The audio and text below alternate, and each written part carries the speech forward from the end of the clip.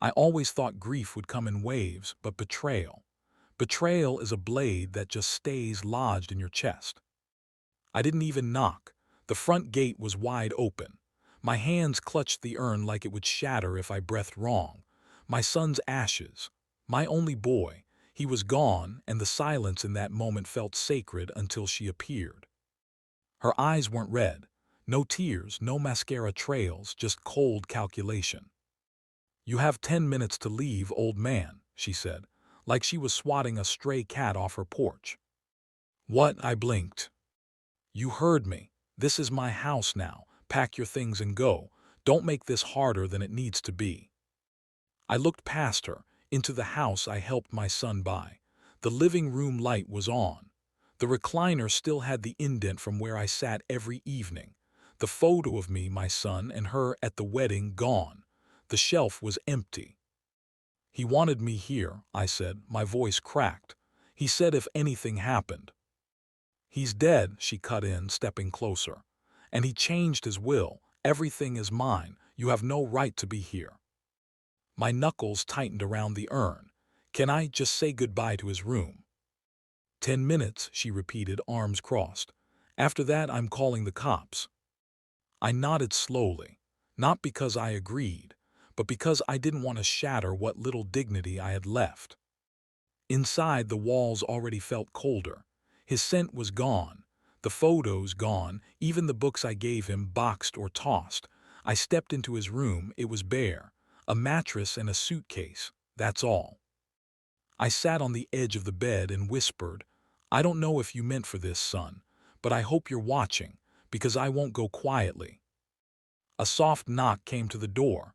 "2 minutes," she said through the wood. I stood up, looked around, took one last breath. I walked out, past her, past the memories she stripped down like wallpaper.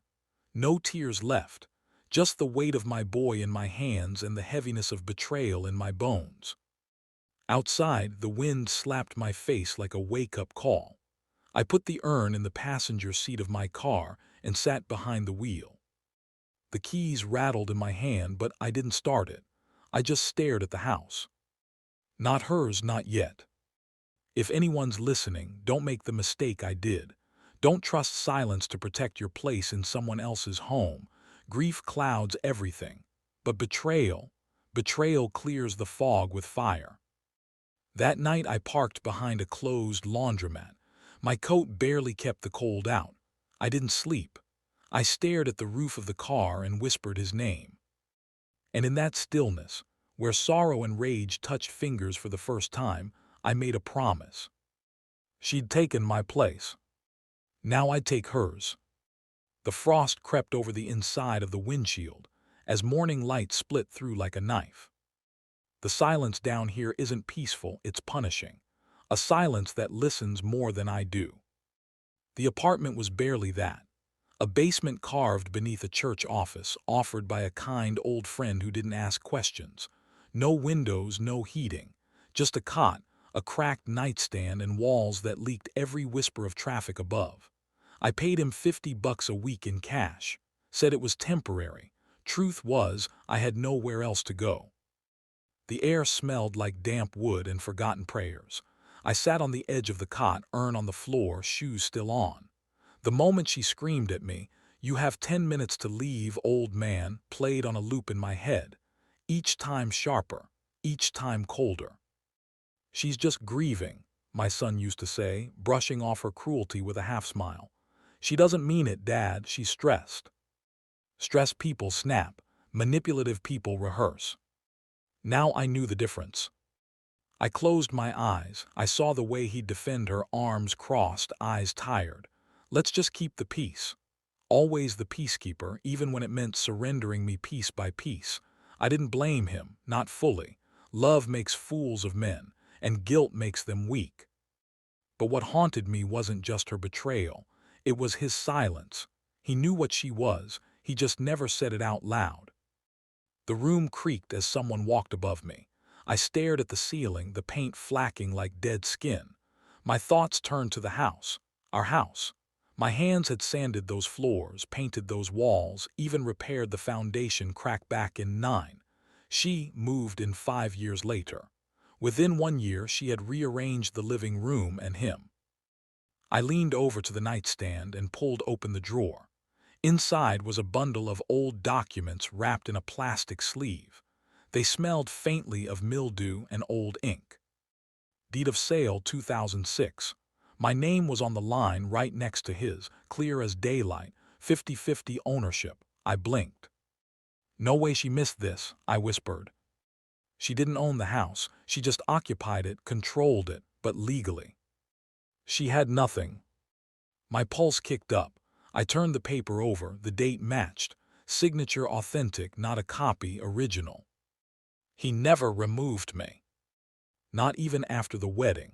Not even after the fights. Not even after she started locking doors between us. I stared at that paper like it was oxygen. She didn't take it, I said out loud. I gave it up. That's when it hit me. I didn't get kicked out.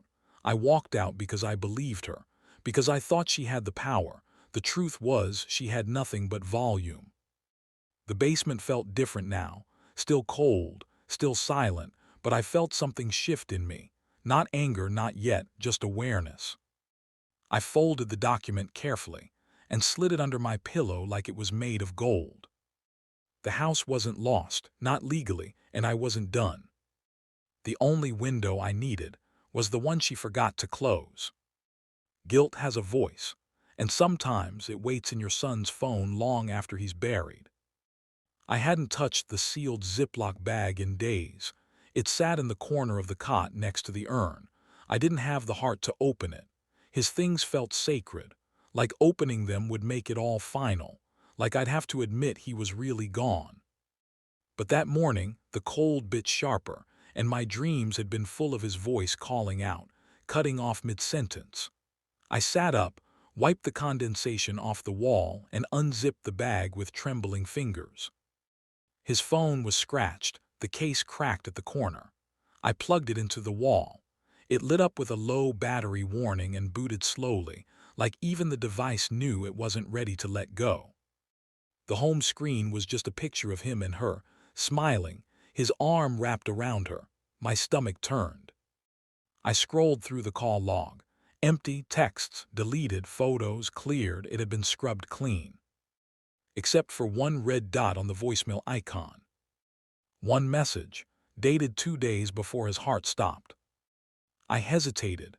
My thumb hovered over the play button like it was a trigger. Then I tapped it. His voice came through, raw and unsteady.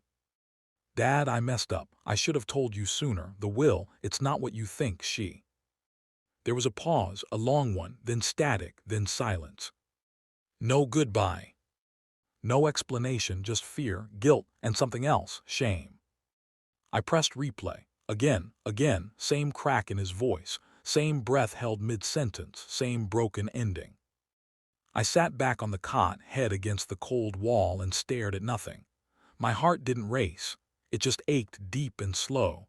What will? We never discussed a new will. Nothing changed after his diagnosis.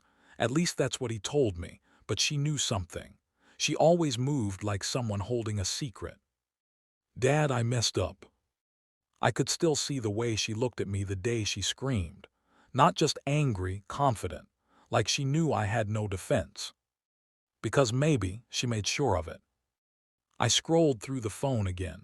No other voicemails, no texts, no backups, no call history, just a phone that had been sanitized as if his last days needed to be erased.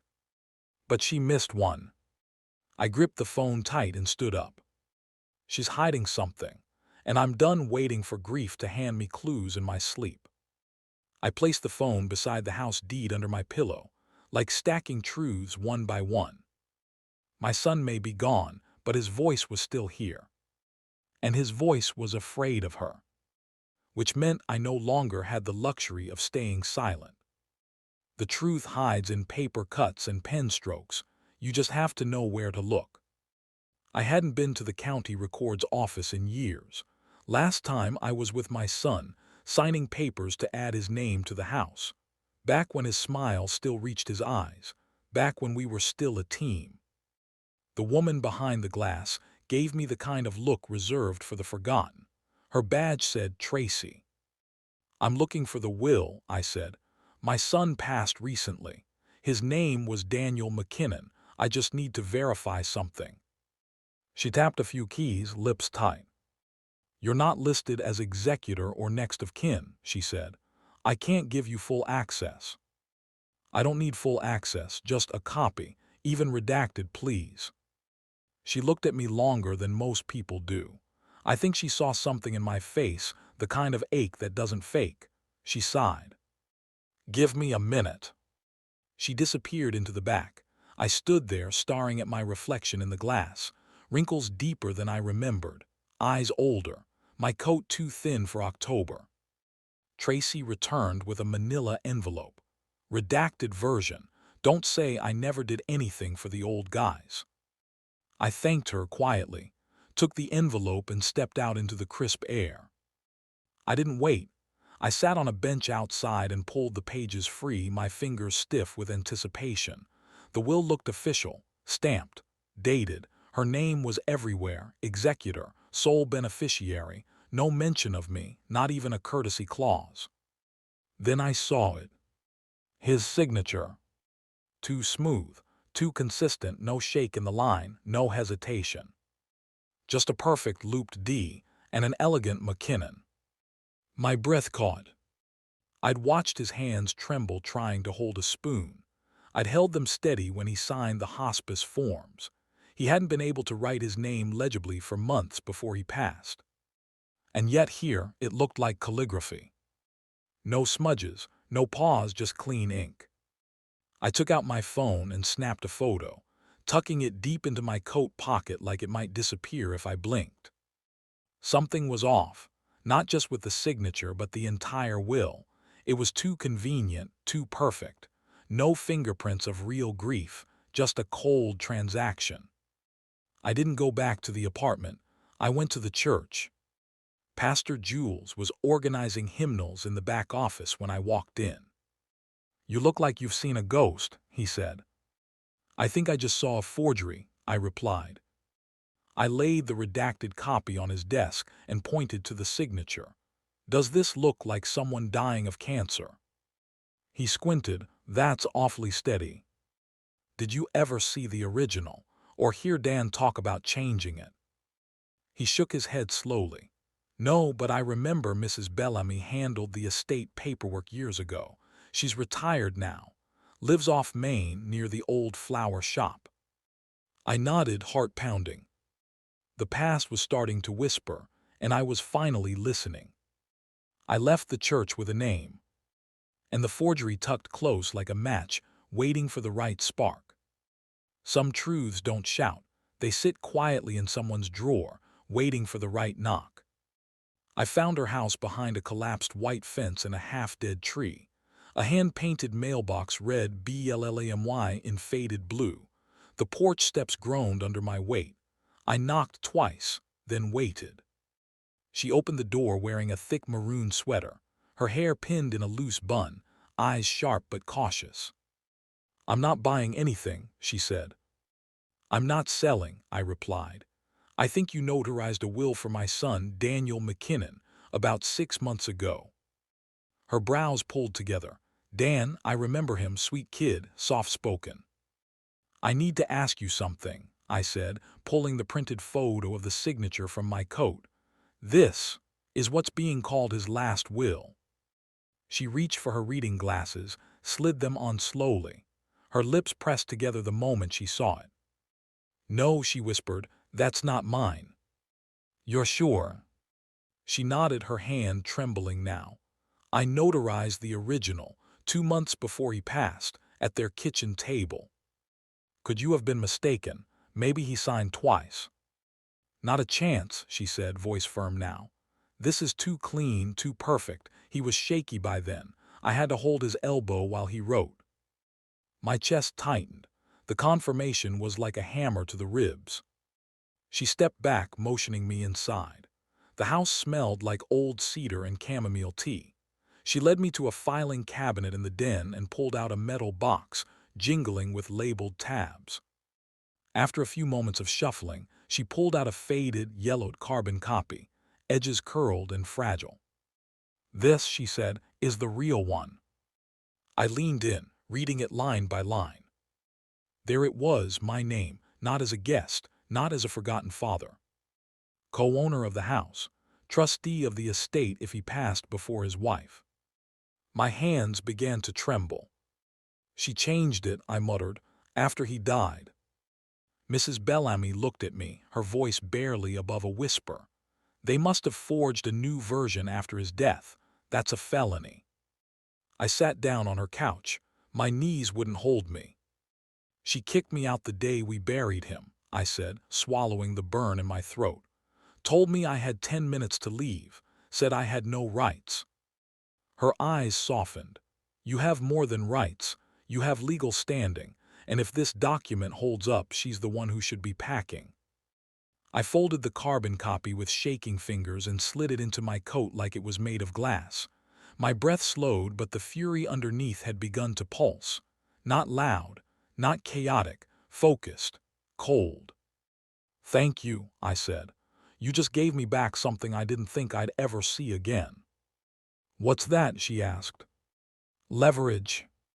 I walked back out into the cold wind, tighter grip on my coat, my lungs full of something that almost felt like air. I came to her door carrying questions. I left carrying the truth. I had a map of failures and the name of one man who still remembered how to fight. The doorbell to David's supply shop chimed like an accusation. He was bent over a ledger, grease on his knuckles, the kind of hands that build things and don't ask for forgiveness. He looked up, squinted, then his face did a slow, private folding. Recognition, not warmth. "David," I said, and the name sounded smaller in my mouth than it should have.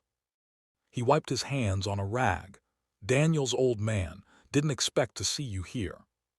"He's gone," I said, "and she kicked me out of the house."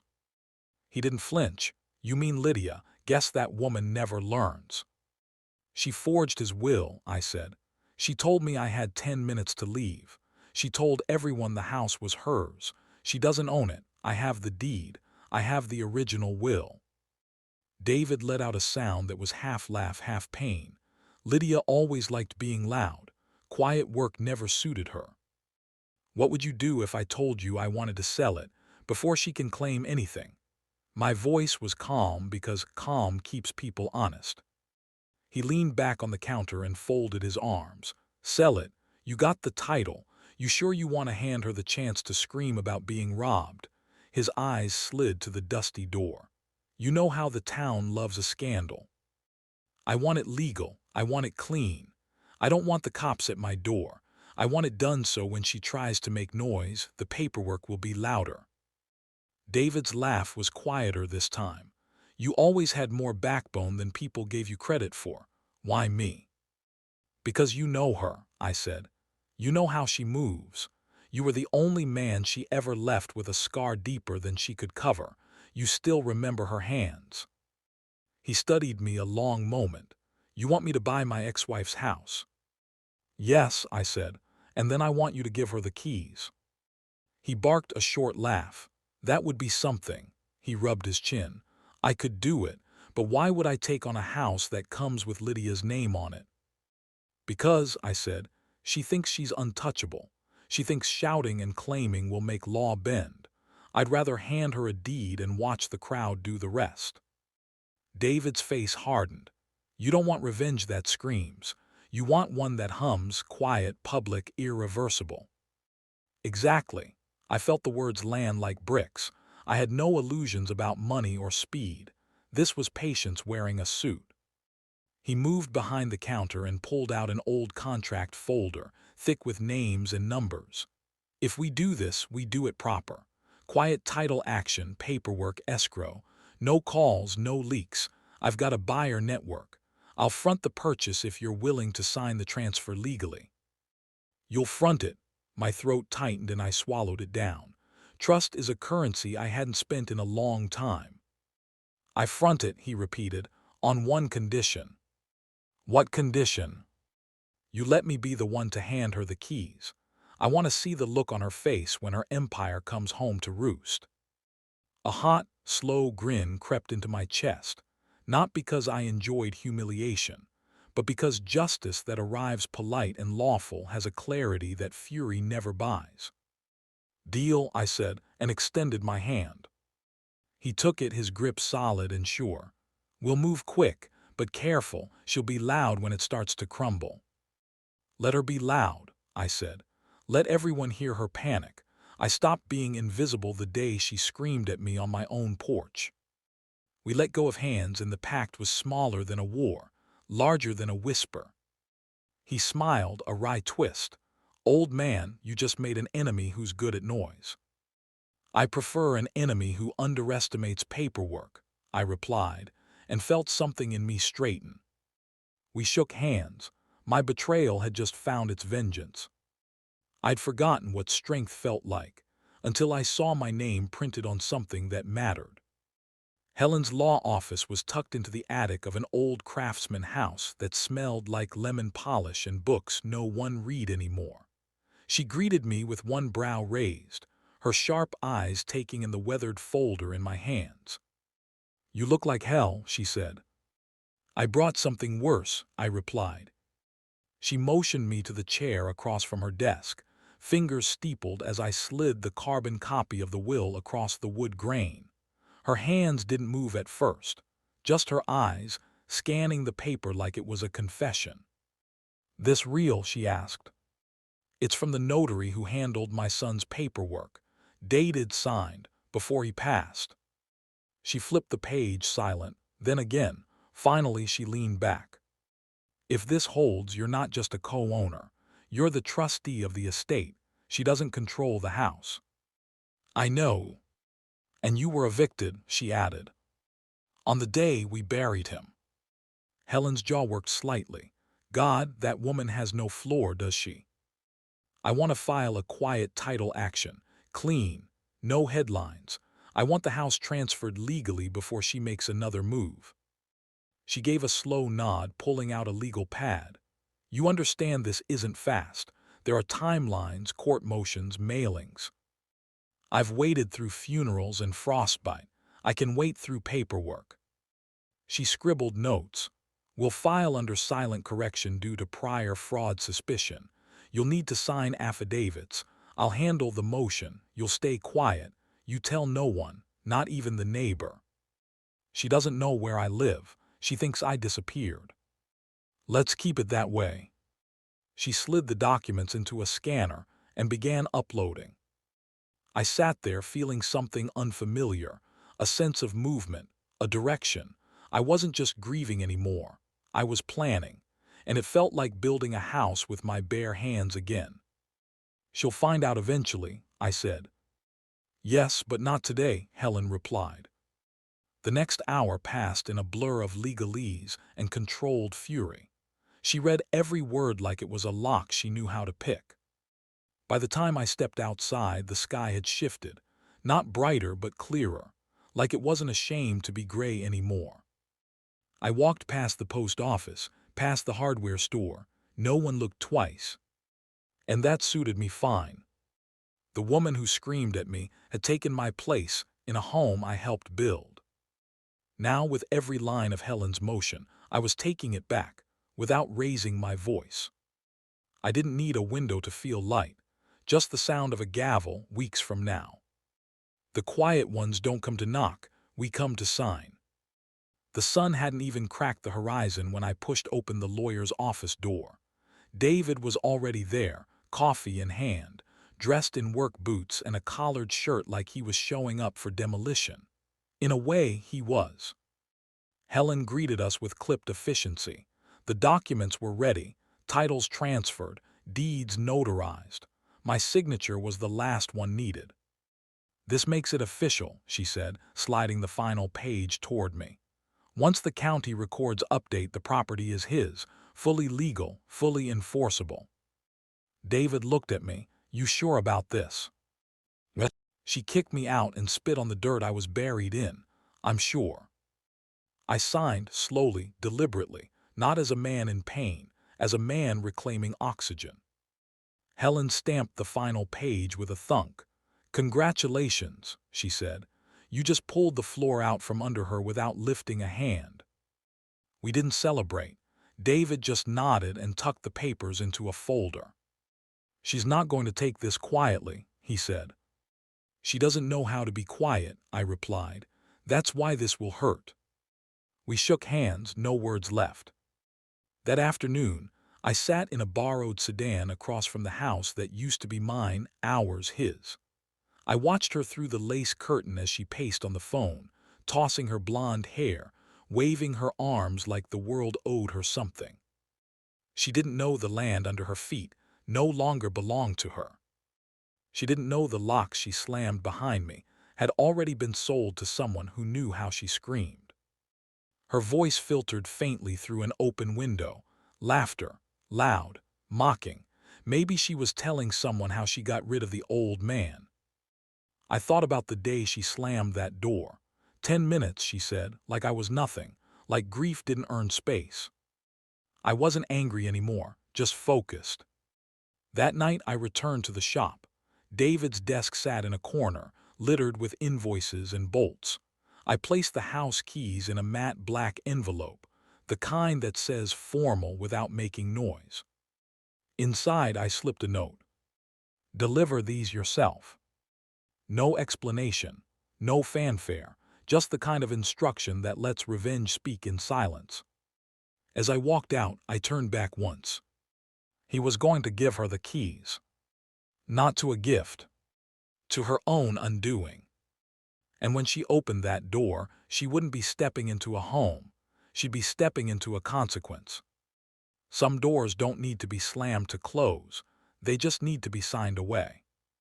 Sunday morning came quiet and slow, the kind of morning that once meant family breakfasts, folded newspapers, and the smell of brewed coffee. But not today. David stood at the front gate just before 9. The same hour she'd thrown me out with my son's ashes in my hands. He wore a denim jacket, no rush in his bones, no fire in his walk. Just purpose. The black envelope was in his hand, same one I'd left him. Inside, the deed notarized and filed.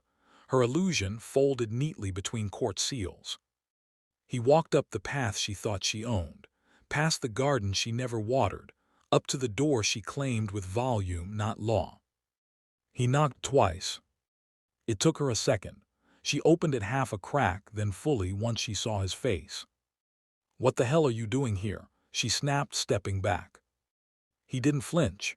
"Welcome back, sweetheart," he said, smooth as stone. Then he held up the envelope and added, "You're trespassing." She blinked, laughed once, high, sharp, fake. What the hell are you talking about?" "This house," he said, slow and clear, "belongs to me now. As of Friday, the title transfer was completed, filed, recorded, notarized." He handed her the envelope. She stared at it like it was a threat, then opened it, read just enough to see the seal, the name, his name. No, this is fake. You can't, this is my house." "Wrong again." Her voice rose fast. "You can't do this. You think you can show up and take everything." David turned and stepped off the porch, calm, controlled. She followed, barefoot now, screaming down the sidewalk. "You're a liar, David. This is illegal. This isn't over." Neighbors opened blinds. A couple stood on their porch across the street. Someone slowed their car as they passed. "Call the cops," she yelled, pointing after him. "He's trying to steal my house." But David didn't stop. He pulled the papers from the envelope again, held them up for anyone nearby to see. "Title transfer, county record, public access. You're welcome to check." She froze. The paper didn't lie. The law didn't care about her volume. She turned back toward the porch, stumbling, eyes wild. For the first time in years, she didn't look powerful. She looked cornered, deflated, defeated. She collapsed onto the porch step, the envelope limp in her lap. No one came to comfort her. No one stopped David. No sirens wailed. Just silence. Not the kind I'd suffered in that basement. the kind that comes when truth finishes speaking. I wasn't there. Didn't need to be. I had already won, the moment her scream turned into a whisper. I didn't need the house. I needed the silence that came after reclaiming it. The phone rang just after 7. I was sitting at the desk in my basement apartment, staring at the spot on the wall where the paint peeled in the shape of a crooked cross. Helen's voice came through, steady as always. "It's done," she said. "County logged the title yesterday. The file's been updated. You're clear." I didn't answer right away, just sat there breathing it in. Weeks of being invisible, weeks of doubt, of shaking hands and voices that didn't believe me, all of it dissolved in that single sentence. "I appreciate you," I said. "You did this," she replied. "No one can take that from you now." When the call ended, I didn't get up. I didn't shout or cry. I just folded my hands and sat in that chair, still and full. In front of me, taped to the wall above my desk, was the carbon copy of the real will, framed in cheap black wood from the corner shop. My name, pressed into that yellowed paper like it never left. Co-owner, trustee, guardian of the truth she tried to bury. I leaned back, hands behind my head. The hum of the old heater filled the space like a lullaby. She would never admit it, but she knew now. Everyone did. David made sure of that. The deed had a name on it, and it wasn't hers. Let her scream. Let her beg for sympathy from neighbors she used to smirk at. Let her hold onto a key that opened nothing. I didn't need revenge wrapped in chaos. I didn't want fire or fists. I wanted her illusion of control to unravel in her own hands. That's what I gave her. And what I got in return was silence. Not the hollow kind I lived with the night she threw me out. Not the cold that seeped into my bones behind a laundromat. This silence was earned, built. I still had the urn, still had his voice on that phone, cracked and unfinished. I still missed him, every day. But now that grief had somewhere to rest. She stole a bedroom. I took back everything else. And in the quiet that followed, I realized I never needed to open that front door again. The lock on her face when David handed her the keys, that was enough.